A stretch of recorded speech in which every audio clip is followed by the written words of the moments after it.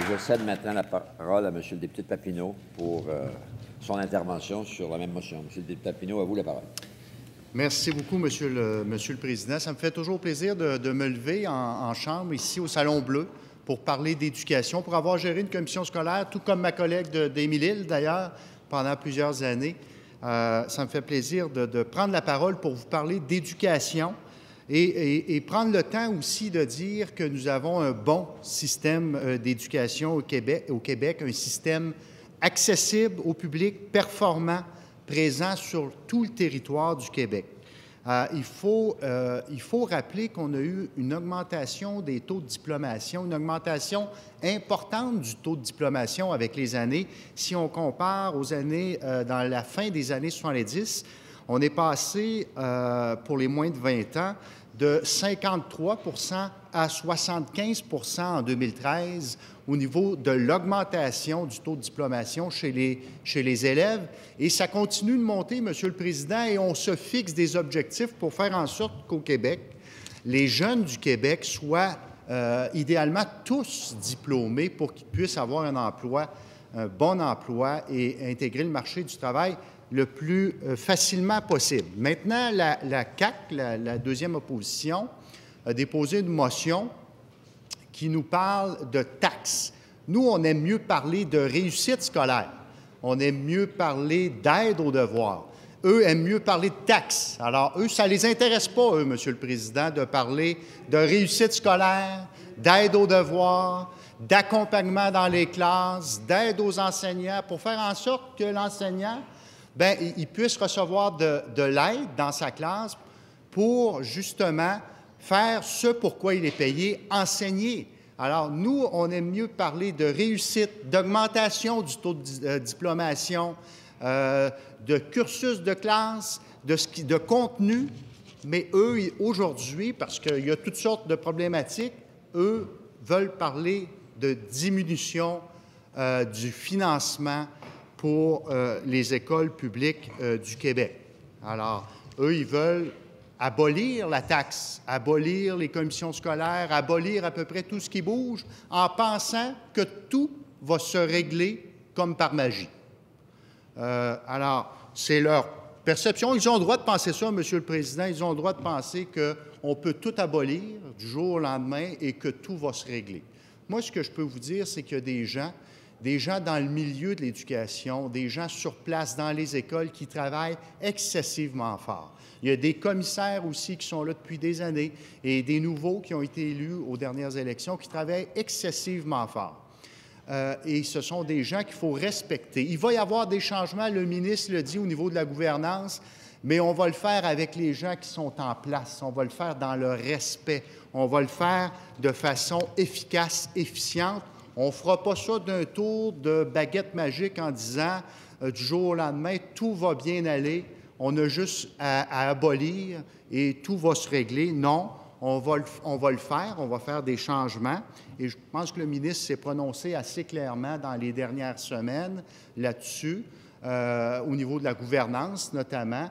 Il va y avoir des changements, on va le faire avec les gens en place, on va le faire respectueusement pour faire en sorte que le changement qui soit fait soit pertinent, efficace et surtout qu'il puisse avoir un effet à long terme. Le réseau des commissions scolaires se compose actuellement de 72 commissions scolaires, 60 francophones, 9 anglophones et 3 bénéficient d'un statut particulier.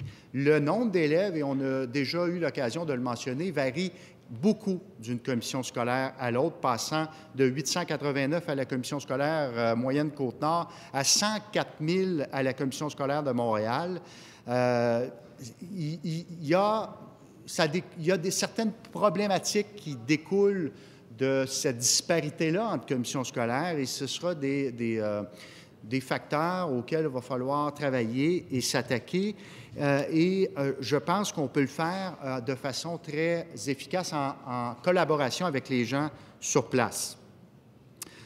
Évidemment, la fiscalité scolaire, la taxation est liée avec la taxation foncière. Et la taxation scolaire, c'est quand même complexe présentement.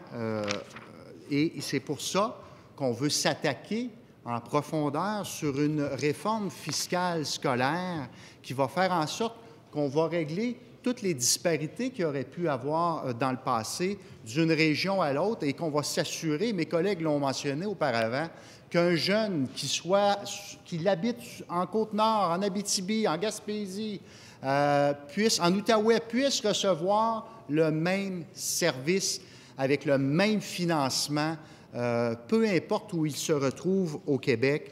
Et je vous dirais, pour faire un peu d'histoire, au milieu des années 2000, les valeurs foncières des propriétés ont augmenté de manière significative et les comptes de taxes scolaires ont cru de la même proportion. Évidemment, c'était lié avec les valeurs foncières.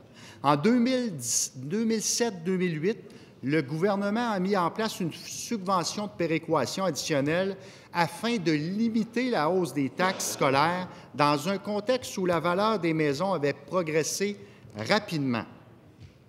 Ainsi, le gouvernement a temporairement assumé l'équivalent de ces augmentations par une subvention aux commissions scolaires.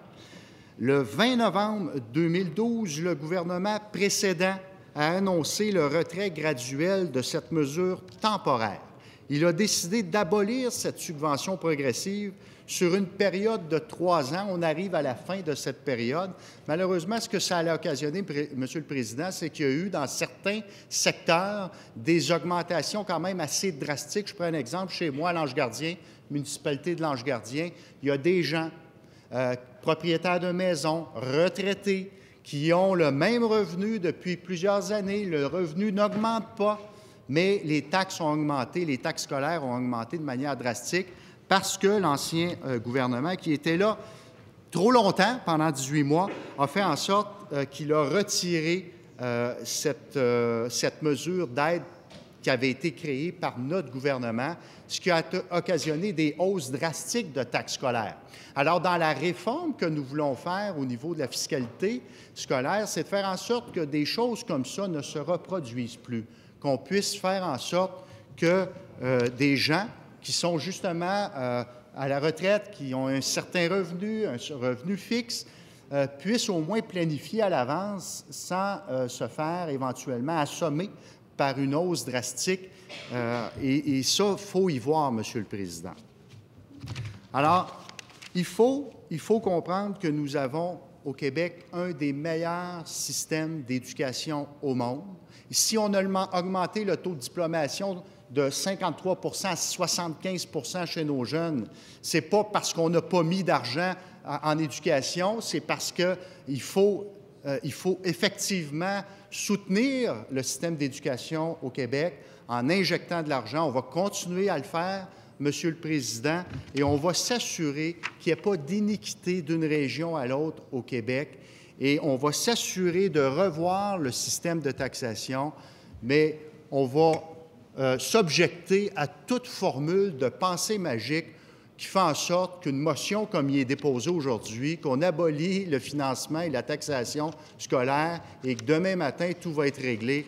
Alors, on va s'objecter à des formules comme celle-là. On va s'assurer que tout le monde a un bon service équitable et tous les étudiants. Merci, Monsieur le Président. Alors, je vous remercie, M. le député de Papineau, de votre intervention.